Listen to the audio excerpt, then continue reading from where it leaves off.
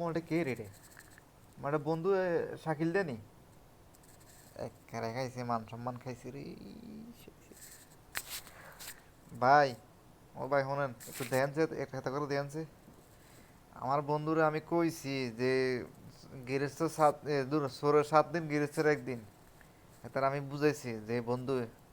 ঠিক না রাতে 2টা বাজে যাচ্ছে তুই তুই এটা ঠিক করেছেন না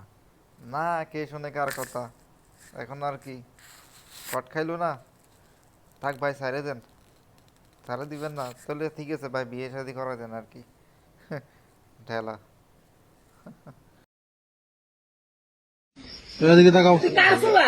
ভাই কল ধরো না তোর বাবার নাম কি কর কালাম করছো আমার নাম কল তোর বাবার নাম কি কর